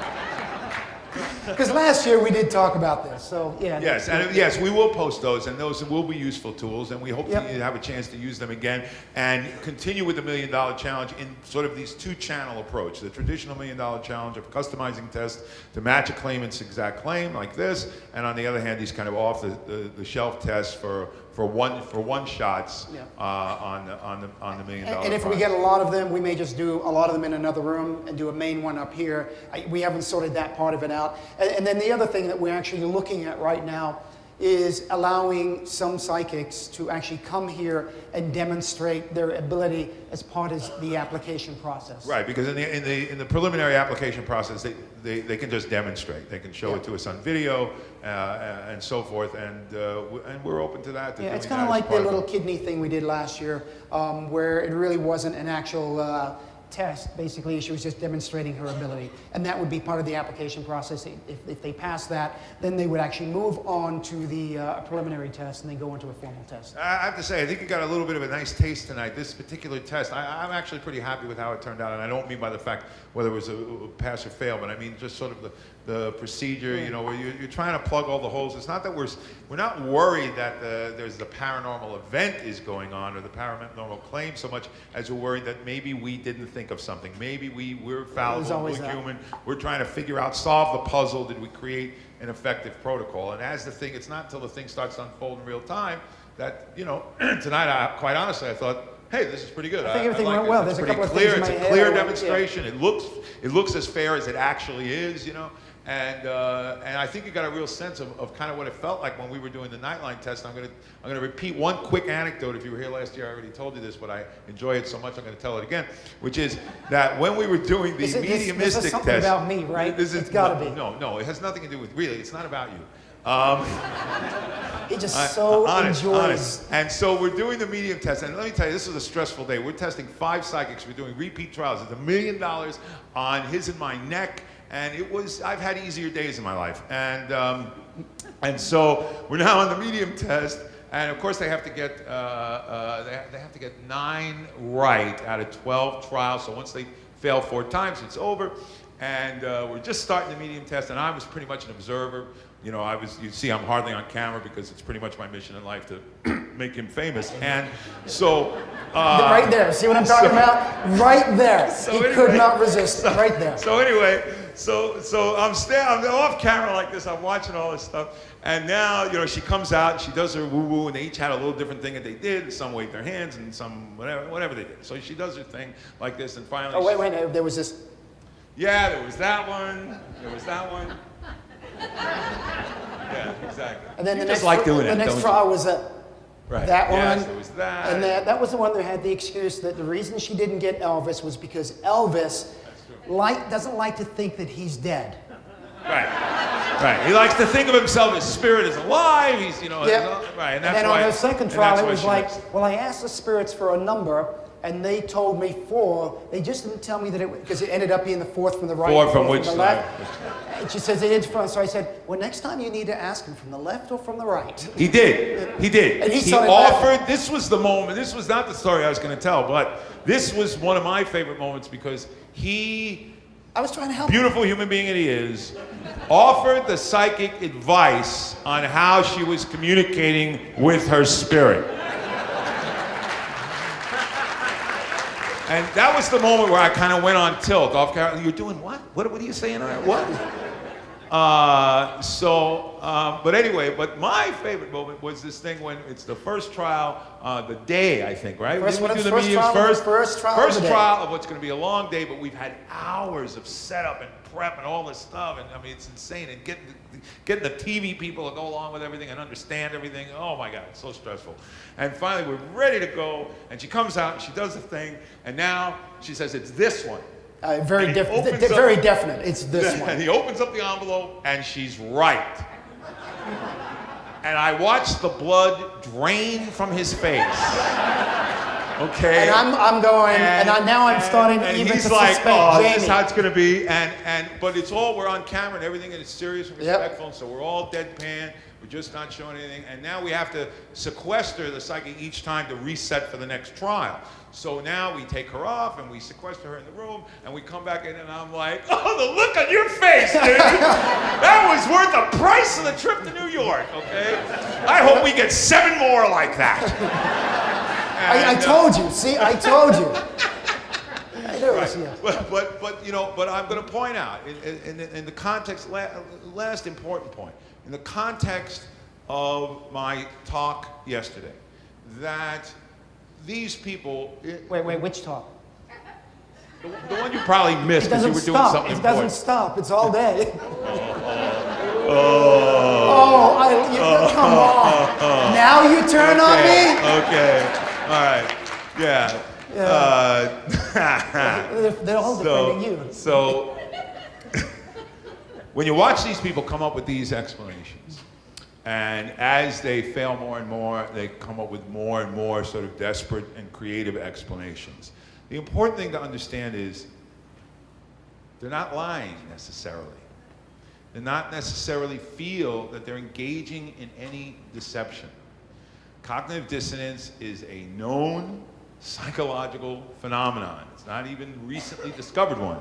We've discovered a lot more about it over the years, but if you ever read a classic book, When Prophecy Failed, fascinating book that you could no longer do that study today because of the tightening of professional ethics, but two anthropologists or sociologists who infiltrated a cargo cult, end of the world cult, in the 50s, and they assumed, and it's the idea that they infiltrated and were undercover for like a year that you could never, the scientists would never do, social scientists would never do today, and they wanted to wait and see, and when the prophecy failed, they assumed it would destroy the cult, people would fall away, and in fact it didn't, right? And this was this identification of this idea of cognitive dissonance, which, you know, millions of years of evolutionary psychology has, or of evolution and neurobiology, right, has created as a psychological phenomenon. The human being, it's a protective defense mechanism. It helps us survive because we all deal with this, have to deal with dissonances about the real world versus our own idea of ourselves. And that's what you're seeing. It's a live, you know, when we were there, it's a live cognitive behavioral experiment to watch people do this. Yeah. And you know, that guy Jesse, we really liked him. We did. Sincerely. Yeah. He was so charming and so confident, you know, and our claimant tonight is confident. And you almost, there was a part of us, you almost wanted to see this guy Jesse like get it right if it wasn't $1 million on the line, but you know, because he just was a charming guy who was doing something good and enjoyable and positive. He gets positive feedback about it, and you know, all his stories. And Banachek gets tipped off, and I understand when towards the end of the test, you can see the guy trying to cover himself. Or, you know, I was close to this. But there's another instance right there, because as you're going to it, he changes and says. Yeah.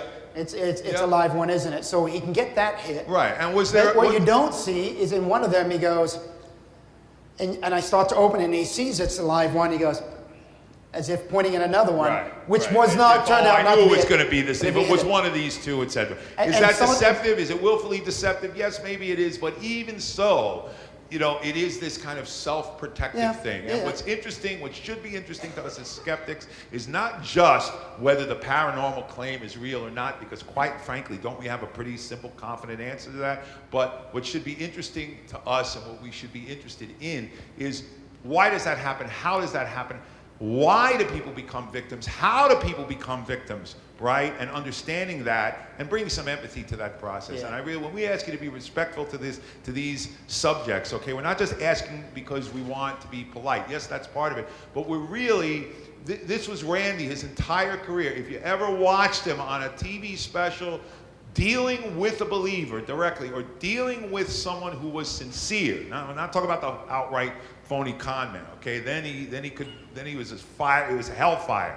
But other than that, always respectful, kind, empathetic. It's really important. If you don't get that, I don't think you get what we're really trying to, everything about what we're really trying to do here. I think as a skeptic, you need to realize that many of these people that do these things or believe in these things are quite often victims themselves.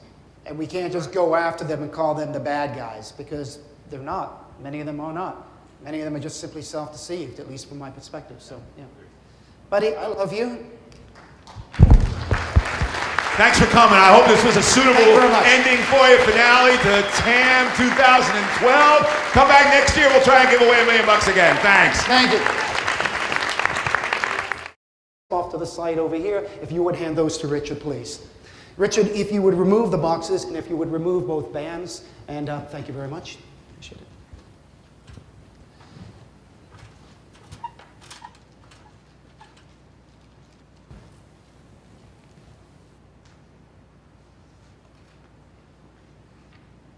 The darker band is the didactic band.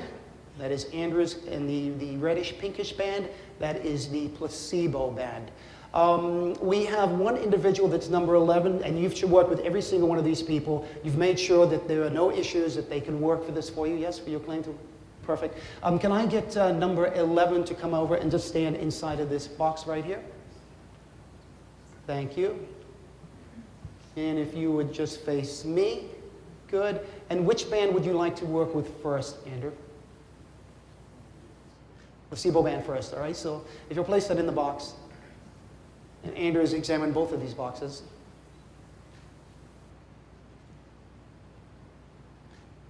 And in this case, you can actually take it over to the claimant, to the volunteer.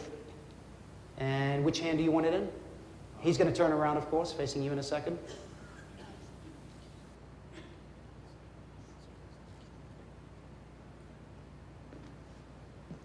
And there, I just want to point out that there is a small line on the side, and that's exactly where the chip falls inside of that box. Would you turn around and face the claimant, please? Thank you.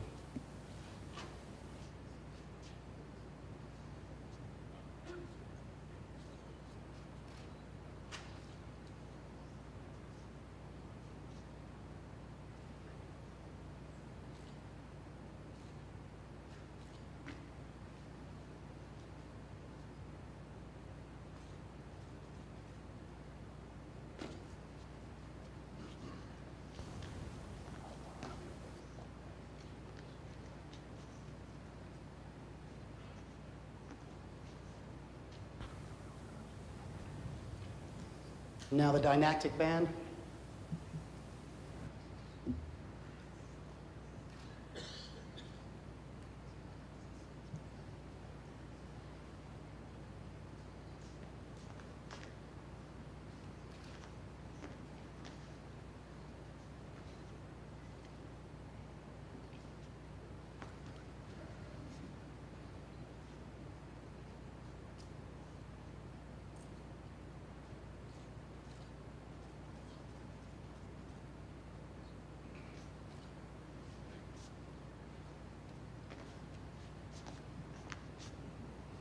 Are you satisfied that it's working? Yes. Absolutely. We can move on with the actual test itself. Yes, sir. Good. And you may be dismissed. You may go back to and have a seat and watch for the rest. Thank you very, very much for helping us. Appreciate it. Thank you.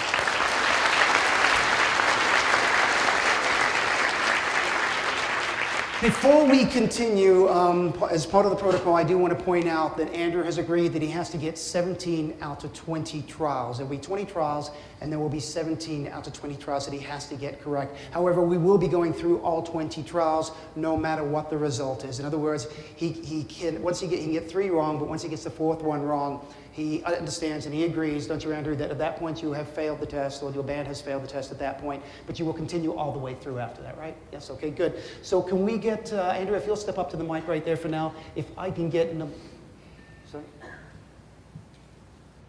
Yes. It is expected, just so that you know, that he will get 10 by chance, because each trial is a 50-50, as you will see. So what I would like you to do now, Richard, is I want you to take both bands out of the boxes, please.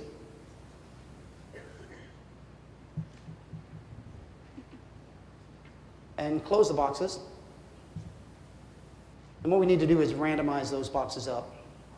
So I want you to place one on top of the other and place them inside of the bag. Good. And just give them a good mix. And if you'll take one box out, put it in front of A. And the other box out, place it in front of B. And would you place the didactic band in A, please? And then close the box. Make sure that the chip is against the line. Thank you. And place the placebo in B. Place one on top of the other in any order. Put them in the bag, give them a mix. Chip is also going to be on stage as an observer. I have Matthew Baxter over here. Matthew has been invaluable for this particular claimant.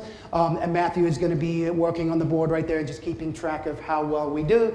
I have Richard Saunders, who brought this claimant to me originally. And Richard's going to be involved. I'm going to be sitting off to the side, sort of observing and running the test, but not touching anything. If anything has to get touched, it will be Richard Saunders that will be doing that. Brian Bonner, who brought our 12 volunteers, actually 11 volunteers up on stage.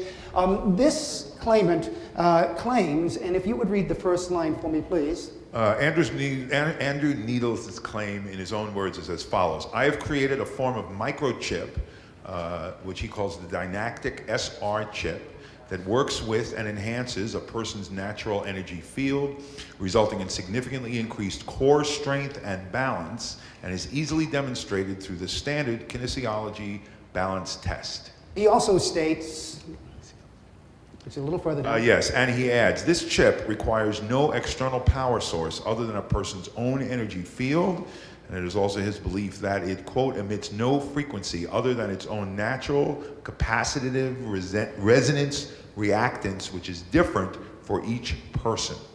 Yeah, so basically this is one of the balance bracelets, and this is Andrew Needles, who's coming up on stage right now. If you'll bring him up, please.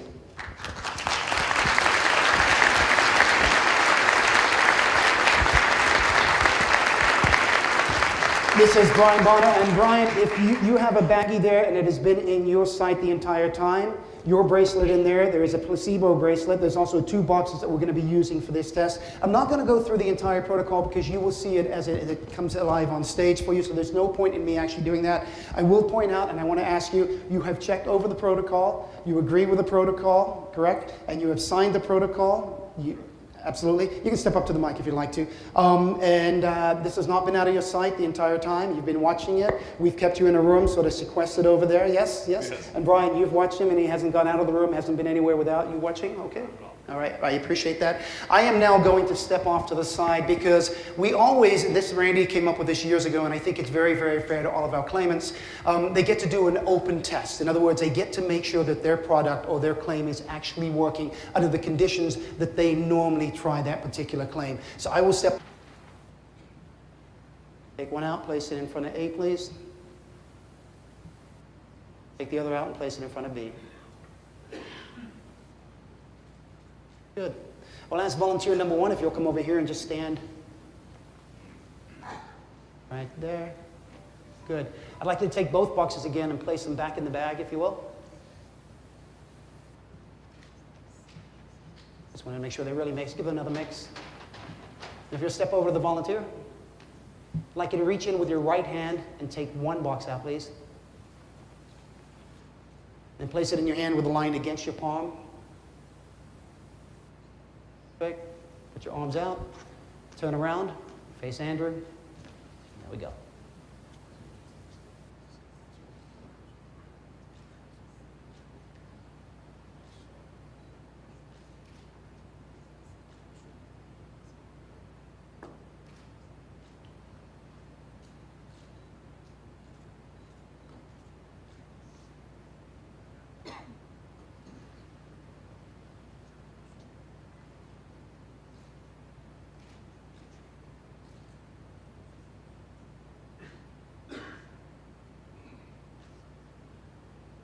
Good. If you'll turn around and face me, please. If you'll step over to tube A and just drop that inside tube A that's on the table, please. Sideways like that. Either way is fine. Yeah. Good. Step over into the box. Reach in the bag again, please. Exact same thing. Place it on the inside. Turn around, face Andrew, step in the box. Thank you.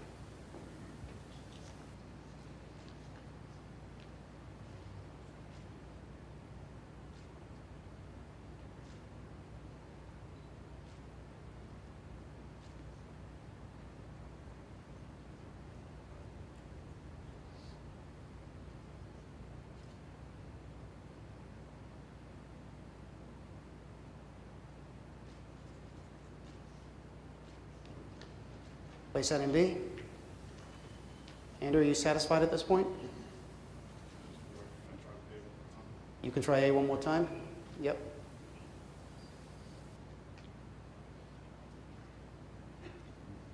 Thank you. Step over in the box, face Andrew.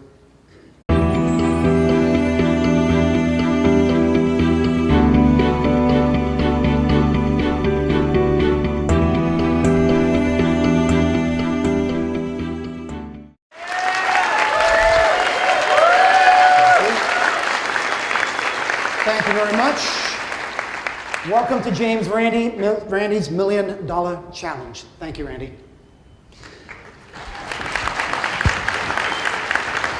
Now, I want to point out that we had two claimants, because last year we had a claimant that backed out at the very last minute. We had two claimants this year. One of them backed out at the very last minute. Luckily, we had a backup claimant for this. Now, I also want to point out something else, that we get all kinds of different claims. You tend to probably think that the majority of our claims happen to be just people who claim to have psychic phenomena. But sometimes we work with physical things like perpetual motion machines, certain specific fuel savers, maybe certain audio cables.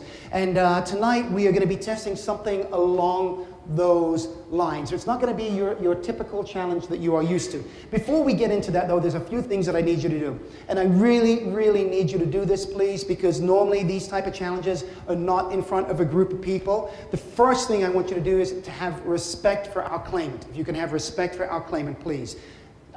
Please, whatever you do, have respect for the claimant. That's really, really important to me. You know, keep your opinions to yourself right now. In other words, if there's something you want to laugh or you might think is silly, please don't laugh. Don't think it's silly. Okay, please, I ask you to do that. From the bottom of my heart, I ask you to do that. The other most important thing is this. Please put your cell phones on vibrate. Check it. If you're not sure, if you think you've already done it, check it. Make sure that it's on vibrate. We do not want any interferences in here. If you have to leave the room for any particular reason, I will ask you to do it towards the back, and I will ask you to do it very, very quietly. Our claimant is a gentleman by the name of Andrew Needles. Now, Chip, could you get Andrew to come in, please, if you wouldn't mind? I want to point out this is Chip Denman. Chip is going to be on stage. Yeah, that's fine. Chip is going to be on stage as well. Chip handles all of our statistics whenever it comes to a claim, so thank you, Chip. We could not do this without Chip's input on these things as well. I want to point out Jamy Ian Swiss. Jamy Ian Swiss is sort of like my other half, really, when it comes to these things. Could not do it without Jamy as well, and Jamie's going to be on stage as an observer.